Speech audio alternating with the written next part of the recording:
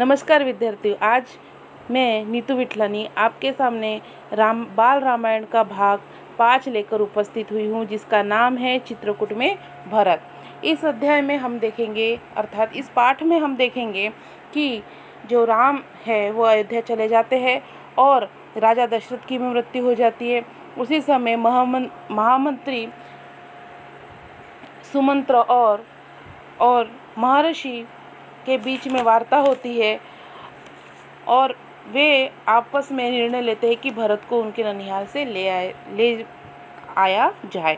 और यही चीज़ को ध्यान रखते हुए वहाँ पर वे संदेशवाहक भेजते हैं, घुड़सवार भेजते हैं।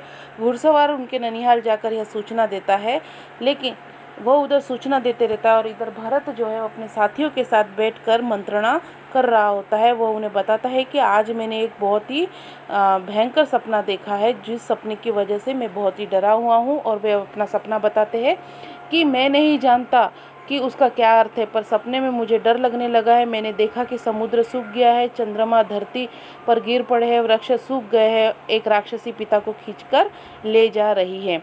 ऐसा सपना सुनकर जो है उसके मित्र भी चुप हो जाते हैं, वह भी कुछ नहीं कहते। उसी समय घुड़सवार का संदेश जो है वो भरत को मिलता है। भरत तुरंत अयोध्या जाने की तैयारी करने लगते हैं। कैकेयी राज उन्हें विदा करते समय 100 रथों की सेना उन्हें देते हैं। अयोध्या का रास्ता बहुत ही लंबा होता है और जो पगडंडी वाला रास्ता होता है, जो जल्दी पहुंचाने वाला रास्ता होता है, उस रास्ते से इतनी बड़ी सेना लेकर जाना सही नहीं हो सकता, इसलिए वे बड़े रास्ते से ही निकलते हैं। उन्हें 8 दिन लगते हैं पहुंचने में। नदी पर्वत लांघते हुए वो 8 दिनों के पश्चात अयोध्या पहुंचते हैं।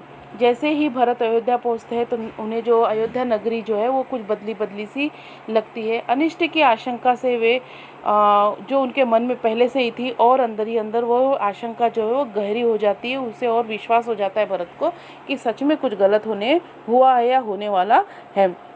सड़कें सूनी थी, गलियां जो थी वो उदास थी, बाग बगीचे उदास थे और वह तुमुल नाद कहाँ है, मतलब जो पक्षियों का जो कलरव है, जो आवाज़ है छोटी छोटी चहचहाट की, और जो यहाँ पर जो आवाज़ गूंजती है सभी की, वह जो तुमुल नाद के समान लगती है, वह कहाँ है।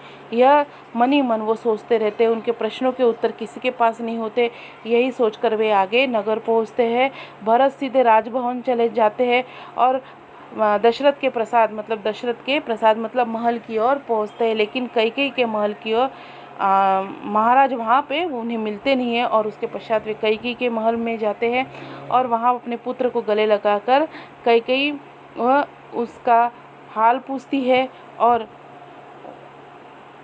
वहाँ उन्हें कहती कि तुम्हारे पिता जो है वो अब नहीं रहे, उन्होंने शरीर त्याग दिया है, वे मृत्यु को प्राप्त हो चुके हैं। यह सुनते ही भरत जो है वो शोक में डूब जाते हैं और उसी समय कैकेयी उन्हें ढाढ़स बंधाती है, उन्हें दुख से दूर रहने के लिए कहती है और वो कहती है कि उठो पुत्र, यशस्वी कुमार शोक नहीं करते, तुम्हारा इस प्रकार दुखी होना उचित नहीं है। राजगुणों के विरुद्ध है, मतलब जो राजा लोगों के जो गुण होते हैं उसके विरुद्ध है। राजा कभी भी दुखी नहीं होते हैं और वह अपने सारे जो संवेदनाओं को है जो वो नियंत्रित रखते हैं और संयमित रहते हैं, ऐसा वो उन्हें बताती है। और फिर भरत जो है वो उन्हें पूछते हैं कि राम कहाँ पर है, और यह सारी बातें वो जब पूछते रहते हैं तो उसी समय जो है कैकेयी जो है उन्हें वो कहती है कि मैंने राम को तुम जो है वो 14 वर्ष के वनवास के लिए भेज दिया है। उसके साथ ही सीता और लक्ष्मण भी वे साथ चले गए हैं। अब यह जो राजपाट है वो सिर्फ तुम्हारा और सिर्फ तुम्हारा ही है, क्योंकि 14 वर्ष में जब राम आ जाएंगे तब तक तो जो प्रजा है वो राम को भी भूल जाएंगी। तो यह बात सुनकर जो है भरत वो है बहुत ही दुखी होते हैं।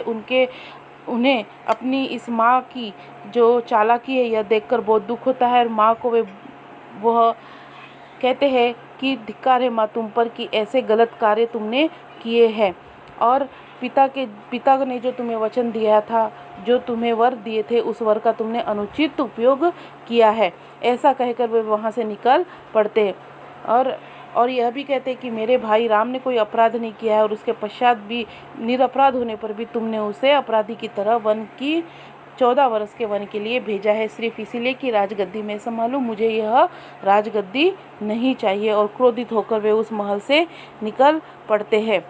इसके पश्चात वे सीधे जो है वो कैकेयी के महल में जाते हैं। रानी कैकेयी जो है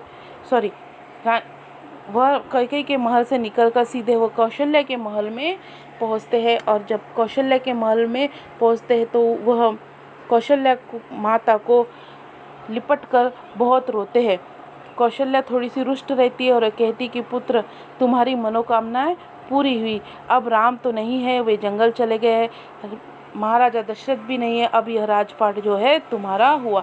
अगर तुम्हें राजपाट पाना ही था तो तुमने कैकेयी से क्यों कहा यह बात मुझे कहते, मैं तुम्हें पूरा राजपाट दिला देती और ऐसे में तुम भी मेरे साथ रहते और राम भी मेरे साथ रहते। तो लेकिन यह बात कहकर जो है कैकेयी है वो शांत हो जाती है, लेकिन भरत जो है वो और दुखी हो जाते हैं और रोने लगते हैं और विलाप करने लगते हैं और कहते हैं कि मैं निरपराध हूँ माते, मैंने कोई अपराध नहीं किया है, यह सारा जो किया है वह माता कैकेयी ने अपने मन से किया है, इसमें मेरा कोई भी हाथ नहीं है। इनकी बातें सुनकर कैकेयी जो है वो शांत हो जाती है और बाद में भरत को गले लगा लेती है और गले लगाती है और कहती है कि अब यह रोने का समय नहीं है भरत, अब यह जो राजकाट है वो तुम संभालो, राजभार अब तुम्हारे कंधों पर है। दूसरी सुबह को जब शत्रुघ्न को पता चलता है कि कैकेयी के जो कान भरने वाली जो मंत्रा है, यह सारा घटनाक्रम उसी का रचाया हुआ है और उसी की वजह से यह सारा जो माहौल है वह अयोध्या में हुआ है, और वह यह बात जो है भरत को कहते ही है। उसी समय जो भरत के पीछे से दासी आते हुए दिखती है जिसका नाम होता है कैकेयी, शत्रुघ्न उसके पीछे भागते हैं और उसे कहते हैं कि इसे पकड़ो भरत भाई, इसे अभी इसका वध कर देते हैं और इसे अपने किए अपराध का जो है वो दंड देते हैं। भरत जो है वो उसे कहते हैं कि नहीं, इसे जाने दो, इसे भगवान ने खुद ही अपराध दिया, इस अपराध की सजा इसे भगवान ने खुद ही दी है। और इसके पश्चात जो है भरत जो है महर्षि व्यास से मिलते हैं और वह कहते हैं कि मुनिवर, मैंने सब समझ लिया है, सब जानकारी मुझे मिल गई है, अब मैं वन जाना चाहता हूँ और राजा राम को, हमारे होने वाले भावी राजा को, राम को मैं पूरे मान सम्मान के साथ में यहाँ लाना चाहता हूँ और उनका राजपाट जो है वो उन्हें देना चाहता हूँ। इस राज्य में राज करने की मेरी कोई भी मंशा नहीं है, यह राज्य सिर्फ राम का ही है। यह सुनते ही सारे मंत्रीगण खुश होते हैं और वे सभी लोग दूसरे दिन वन जाने की तैयारी करते हैं और अपनी चतुर्गिणी सेना, चतुर्गिणी का मतलब होता है जिसमें 4 प्रकार की सेनाएं होती है, जैसे अश्वदल मतलब घोड़े की सेना होती है, हाथियों पे बैठने वाली सेना होती है, रथ पर बैठने वाली सेना होती है और पैदल चलने वाली सेना होती है, उसे चतुर्गिणी सेना कहते हैं। वह लेकर उन्हें पता चलता है कि राम जो है वो गंगा पार चित्रकूट की तरफ गए हैं, तो वो पूरी सेना लेकर उधर ही चलते हैं।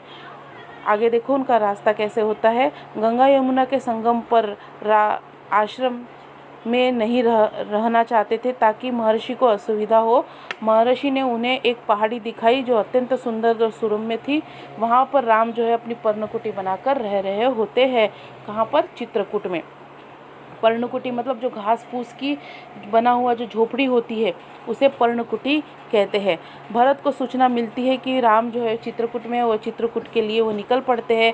श्रृंगवेशपुर में पहुंचते हैं। विषादराज जो गुह जो है वो सेना देखकर कुछ संदेह होता है, उन्हें लगता है कि जो भरत है वो राम से युद्ध करने आया है, ऐसा उन्हें शंका होती है। यही स्थिति पता चली तो उन्होंने भरत को अगवानी की। गंगा पर पार करने के लिए देखते देखते 500 नावें जुटा दी। रास्ते में मुनि भरद्वाज का आश्रम पड़ा। उन्होंने भरत को राम का समाचार दिया। वहाँ मार्ग दिखाया जिधर से राम गए, वह पहाड़ी दिखाई जहाँ राम ने पर्णकुटी बनाई। अयोध्यावासियों ने रात आश्रम में, जितने भी अयोध्यावासी राम को लाने गए थे वह रात जो है उन्होंने उस आश्रम में बिताई और अगले दिन वह चित्रकूट के लिए निकल पड़े। जंगल बहुत ही घना था, सेनाएं चलती जा रही थी। जैसे जैसे सेनाएं चलती जा रही थी, जंगल में खलबली मचती जा रही थी। जानवर जो है इधर उधर भागने लग रहे थे, पक्षी जो है वो शोर मचा रहे थे, अपने चिड़िया अपने बसेरा छोड़कर दूर भागने या उड़ने लगे थे। वनस्पतियाँ सेना के पाँव से नीचे कुचली जा रही थी। वृक्ष जो है वो थरथरा उठे थे। राम और सीता पर्णकुटी में थे, लक्ष्मण पहरा दे रहे थे। कोलाहल उन्होंने भी सुना था। वे एक ऊंचे पेड़ पर चढ़कर देखने के लिए क्या मामला है यह देखने के लिए लक्ष्मण चढ़ते हैं। लक्ष्मण ने देखा कि विराट सेना चली आ रही है और वहाँ पे ध्वज जो है वो अयोध्या का था, और सामने उन्होंने भरत भैया को देखा था। और इधर आकर वे राम को संदेश देते हैं कि भरत जो है वो पूरी सेना लेकर हमारे ऊपर हमला करने आया है। भेंट के लिए सेना के साथ आने का औचित्य फिर क्या हो सकता है। ऐसा वे राम को बताते हैं कि उनका निश्चित ही हम पर हमला करना का नीति है। लेकिन राम उन्हें शांत करते हैं और कहते कि ऐसा नहीं हो सकता, भरत कदापि ऐसा नहीं कर सकते। इसके पश्चात जो है वीर पुरुष धैर्य का साथ नहीं छोड़ते। प्रतीक्षा करो लक्ष्मण, कुछ आगे जो होने वाला है उसके लिए प्रतीक्षा करो। भरत जो है वो अपनी सेना पहाड़ी के नीचे ही रखते हैं और पहाड़ी पर वे सिर्फ कुछ ही लोगों के साथ वे ऊपर जाते हैं। भरत ने पहाड़ी को प्रणाम किया, शत्रुघ्न को साथ लेकर नंगे पांव ऊपर चढ़े। पांवों की गति अचानक बढ़ गई।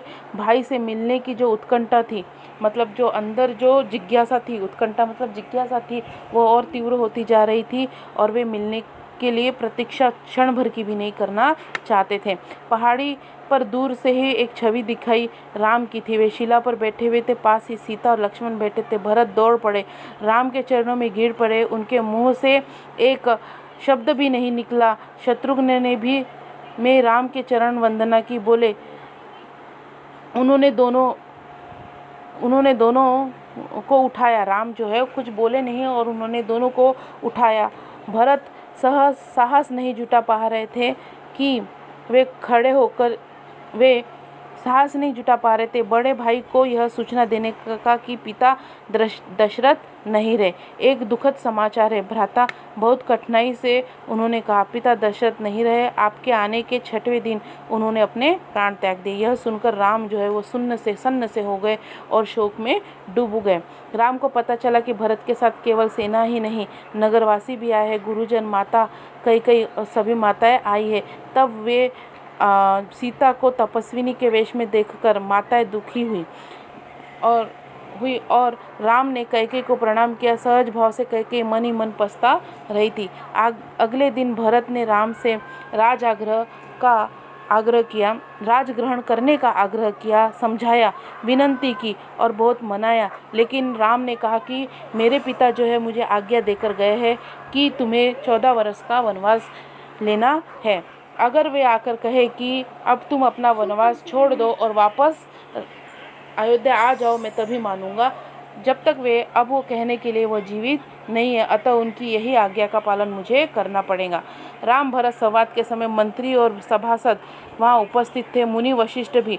भरत बार बार राम को लौटने के का आग्रह कर रहे थे। राम हर बार पूरी विनम्रता और दृढ़ता के साथ उसे अस्वीकार कर रहे थे।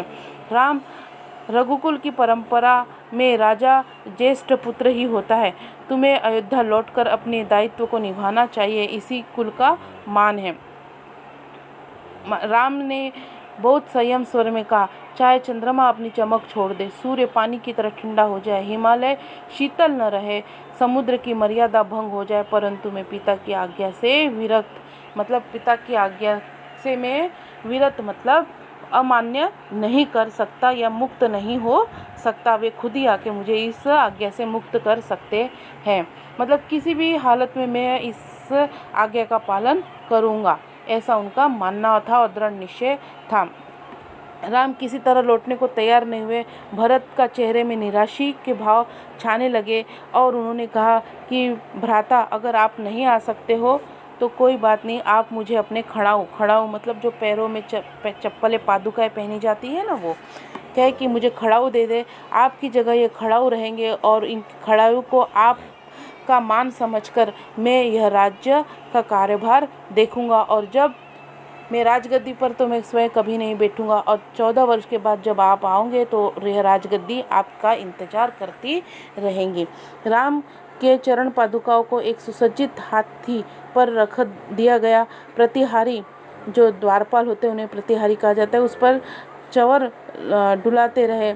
चवर मतलब जो एक छोटा सा झूला होता है ना, जो हवा देता है, सामने उसके फर लगे हुए होते हैं, उसे चवर कहा जाता है। उससे हवा आती है, एक प्रकार का वो पंखा ही होता है ये। और वह लगातार उससे चवर से उन पादुकाओं को डुला रहे थे और कहा, ये पादुकाएं राम की धरोहर है। मैं इनकी, भरत कह रहे हैं कि ये पादुकाएं जो है वह राम की धरोहर है, मैं इनकी रक्षा करूँगा, इनकी गरिमा को आँच नहीं आने दूंगा। भरत अयोध्या में कभी नहीं रुके। तपस्वी के वस्त्र पहने और नंदीग्राम जो अयोध्या के पास में ही था, वहाँ पर वे पर्णकुटी बनाकर रह रहे थे और पादुकाओं को उन चरणों में देखूंगा। और पादुकाओं को जो है वह राम की धरोहर मानकर उन्हें उस पादुकाओं को कहाँ रख दिया था? राजगद्दी पे रख दिया था। और वह राजगद्दी जो है वह राम की प्रतीक्षा कर रही थी। और प्रतीक्षा के साथ साथ भरत ने भी कहा कि मैं यह आपकी प्रतीक्षा करते रहूँगा, 14 वर्ष तक आप आओगे, 14 वर्ष के पश्चात यह पादुकाएं और यह राजगद्दी आपकी होंगी। चलो विद्यार्थियों, इसके साथ यह जो पाठ 5 है चित्रकूट में भरत